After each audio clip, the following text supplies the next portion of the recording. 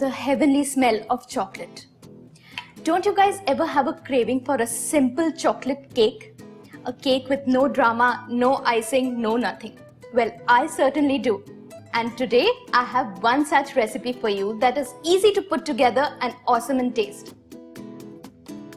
I'm Upasana on Beat Batter Bake, and it's time to get cracking. Come on.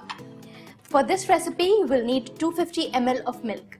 In case you're avoiding milk or just don't like the flavor of it, you can easily replace it with 250 ml of water. In that goes 1 teaspoon of vinegar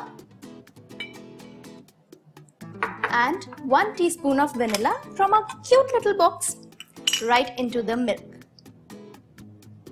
That is, we have mixed all our wet ingredients together and kept it aside. Now we move on to the dry ingredients. For this we will need 1.5 cups of maida, that is around 195 grams. 25 grams of good quality cocoa powder, that is 4 tablespoons. 1 teaspoon of baking powder. Half teaspoon of baking soda. Now that we have all our dry ingredients together, let's sieve it. By sieving it, we are also aerating our dry ingredients and mixing all of them together very well. All our dry ingredients are mixed thoroughly. Now for step 3. Here we have 80 grams of butter, that is around 3/4 cup. You put it in a bowl. Always leave your butter out on the counter at least 1 hour before you start baking. Here we have 200 grams of sugar, that is 1 cup. We put the sugar in the butter and now all we have to do is mix it together.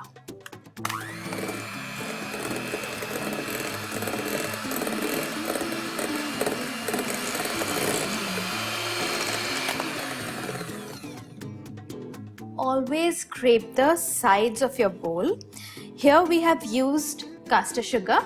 If you're using plain sugar that you have in your house, I would suggest mix it up a bit in your mixie. Give it 1 or 2 pulses so that it's a finer grain, finer sugar. Now we put half the quantity of milk and half our chocolate mixture and whisk it. Make sure there are no lumps in your batter. Now keep adding this milk and chocolate mixture till you're out of it. There.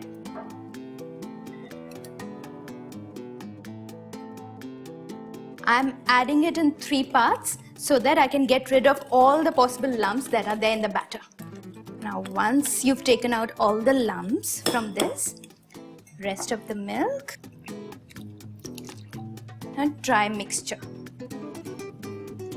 Now let's give it a good mix. Here, always give a quick scrape down so that all the dry and wet ingredients are mixed together. So here our batter is lump free, nice and smooth and chocolatey. Preheat your oven at 170 degrees. Now we are going to transfer this chocolatey batter in a 8 by 8 inch square tin. Now a quick tip to measure your pan size. Always measure from the inside edge to the outside edge, not from the outsides. Well, I have a prepared baking tin ready. I have buttered it, dusted it with flour and put a parchment paper at the bottom. Now our batter goes in.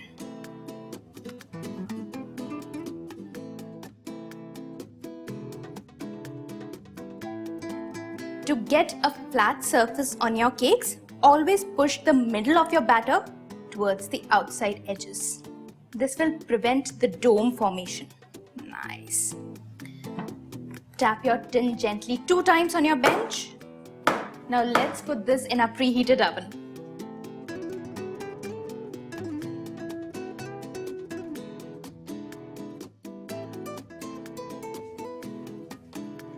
We have to bake this cake for 30 to 35 minutes, but please start checking after 30 minutes because every oven is different.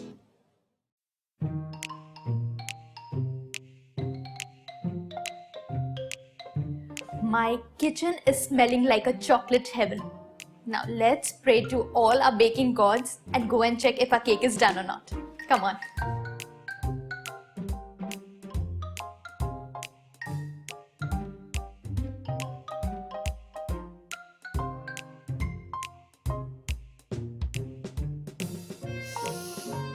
My cake is smelling awesome.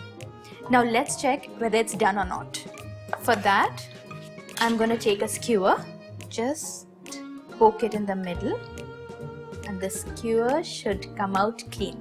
That means our cake is done. Now let's get the cake out of the mold and just